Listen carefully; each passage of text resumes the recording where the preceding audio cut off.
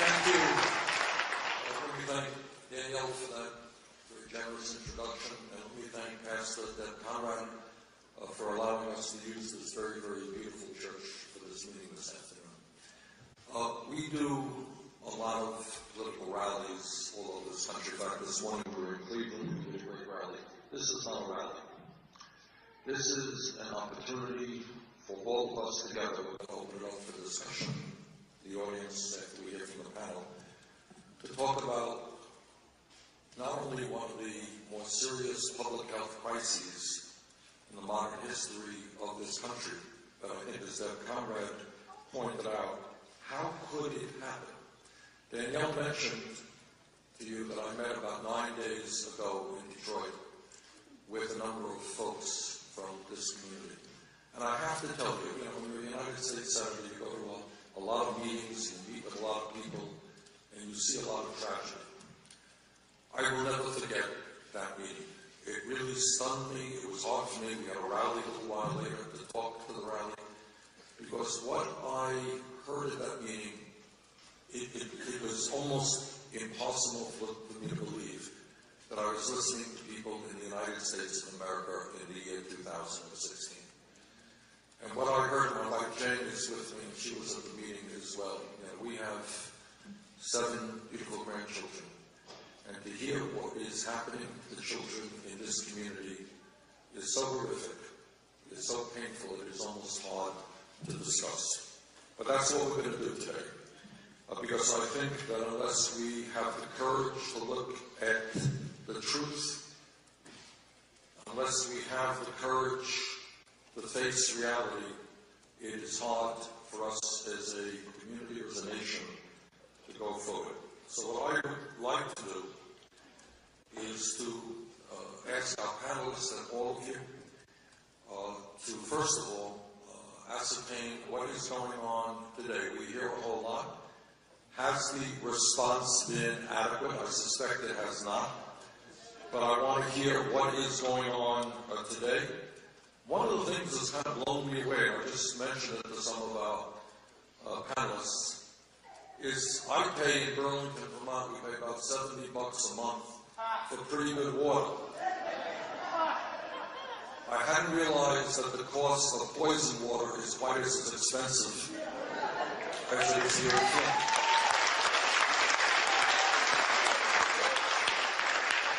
So am I right? I mean, are people here paying $150 a month or more for water? Why are you paying for the privilege of having poison water? I mean, we'll discuss that in a while, but I don't know that people should be paying to have water that makes them sick.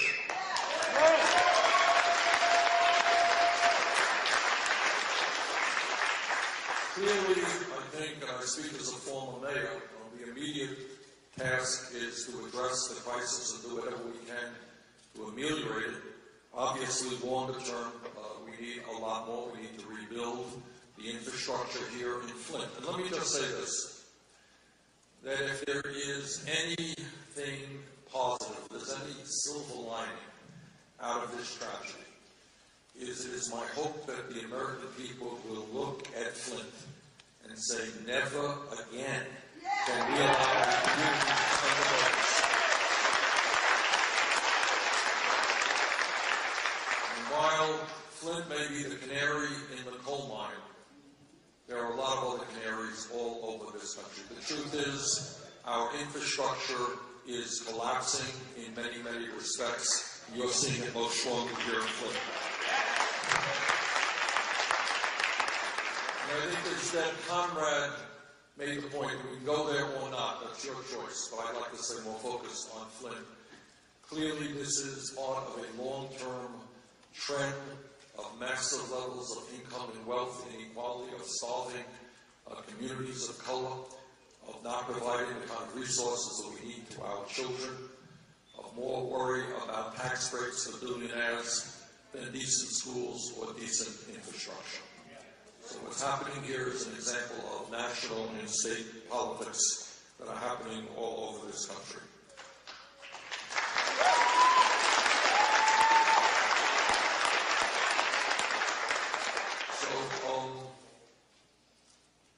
let me just thank all of our panelists, and we'll begin the discussion, and after the panelists are through, and we'll open it up to your questions and comments. But once again, thank you very much for being here.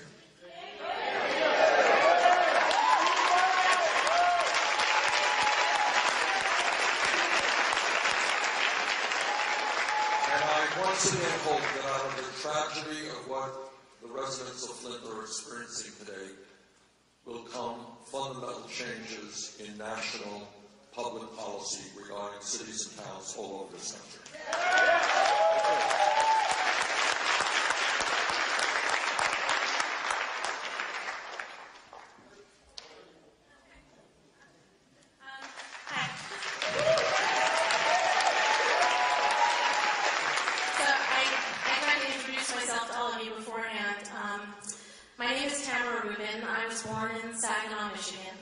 I now live in Portland, Oregon. My children were lead poisoned 10 years ago and have permanent brain damage as a result. My son Avi, I try not to cry. My son Avi has 130 IQ, which is, they talk about IQ loss, and that's not the problem. Even though he has 130 IQ, his visual memory in the 4th percentile because of his lead exposure, so he can't read. And my other son, AJ, has severe gastrointestinal distress constantly. He's 13. I think the last 2 weeks he's missed 5 days of school. And I'm here for you as an expert on lead, because basically after my kids were poisoned 10 years ago, I decided to dedicate my life to this because I couldn't believe that this was happening all over the country. And I started a nonprofit, the Lead Safe America Foundation. We're a 501c3, and then I decided to make a documentary feature film on it. We started again in 2011. And we're going to be showing the film here after we're done speaking. And I invite you all to stay and watch it because it's a crash course in lead and what happens to children after they've been exposed to lead, and the history of the corruption of the lead industry in our country and how powerful the lead industry is. I mean, people don't know that the lead industry is still a powerful industry, a player. And I think one of the reasons that this crisis is so emblematic is that it's just another example of the lead industry deferring blame away from themselves and onto local governments and onto people and onto infrastructure when there's actually a much bigger picture here. There's an industry that created this problem and they need to be held accountable.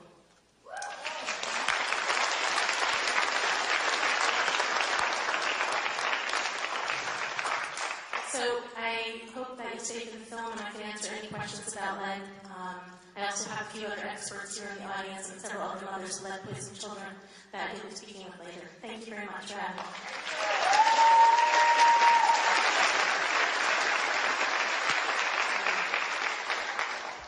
My name is Toy Lowe. I am here representing Breastfeeding USA. I contacted Tamara a couple weeks ago because I had mothers in Flint who are breastfeeding, and they were concerned that they were contaminating their babies with poisoned water. So I'm here because there's no evidence out there regarding breast milk and lead. So I want to get the information so that we can pass that information on to the community so that these mothers can feel safe feeding their babies.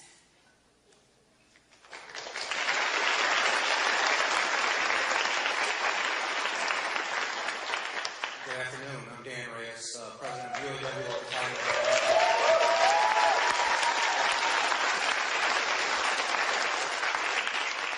I'm here to represent the UAW as a whole and to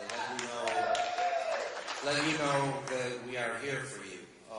The community is our community. We have thousands of members that live in the city of Flint and that have been affected by this poisoned water. But most of all, if we break it down to what our members are, we are mothers and fathers of children that are being poisoned and grandparents of children that are being poisoned. And we are not happy, to say the least, with the situation. So we are doing everything that we can to be involved in the cure. We already know, we play the blame game. We know the fingers points, although they like to deflect that, but we are still pointing the finger in the right direction. But we now need to be having a serious conversation about the cure, the healing of this community, solving the solution.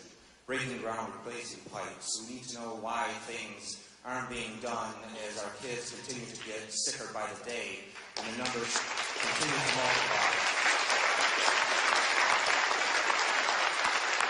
We are having conversations with the people that are fighting for Flint, that are fighting for you, that are making sure that your voice is heard, that you're not just screaming in a night sky and no one's listening. We are taking your message to all of our elected representatives at the state level and in the federal level. You know that Congressman Dan Kildee is doing a heck of a job for Flint.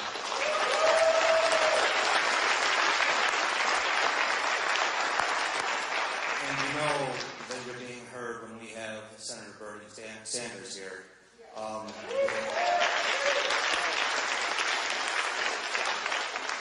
You have his full attention. Let him know what Flint needs to heal. Thank you.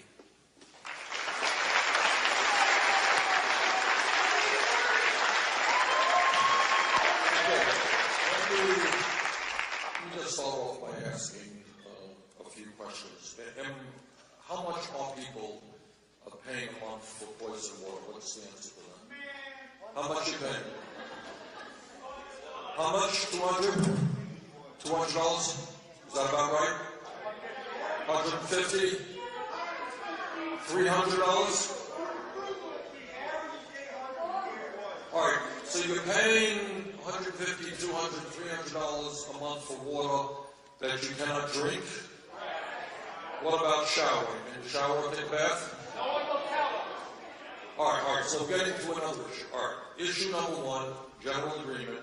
People are paying huge amounts. You pay 4 times what I'm paying in Burlington, Vermont for poison water. That's a fact?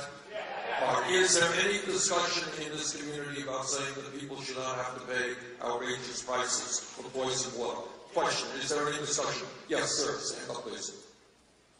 Currently, our legislation is passing that we are going to be having 65% of our water bill taken.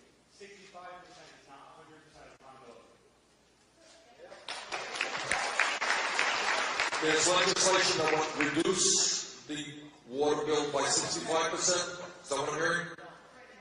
Pardon? $30 million to stimulate to help reduce the bill.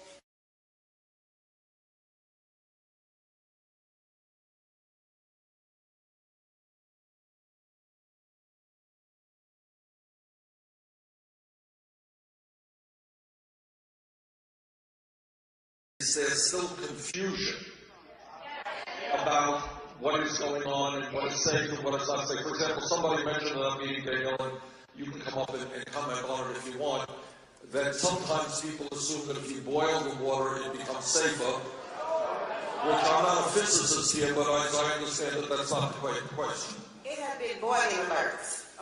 They were going across the screen and they were telling people to boil the water to make it usable or drinkable. I'm not quite sure of both. But from what I understand, that it intensifies some of the poisons in the water. They've been telling us to boil it for 2 years. Yeah, it's been a long time. They tell you to boil it because of the H. coli and the leaching air, which are also problems that I have. Yeah, lead is So there is still now lack of certainty, or I am hearing that boiling it is a bad idea. Is that what I'm hearing? Okay, but do people know that? All right, so first of all, at the very least, it would seem to me, again, I speak as a former mayor here, you got to get information out to people as to what they should be doing and what they should not be doing. Right? And then, Danielle, I also recall that you have an immigrant population, non-English speaking population, or even more in the dark than other people. Is that right? I get, my nonprofit, I always get questions about people in Africa, unfortunately. So I try to refer them to somebody who can help them. So we get questions about that all the time. All right. So help me out here. If I am living in an average home here in Flint and I want to take a shower, I want to take a bath, what happens?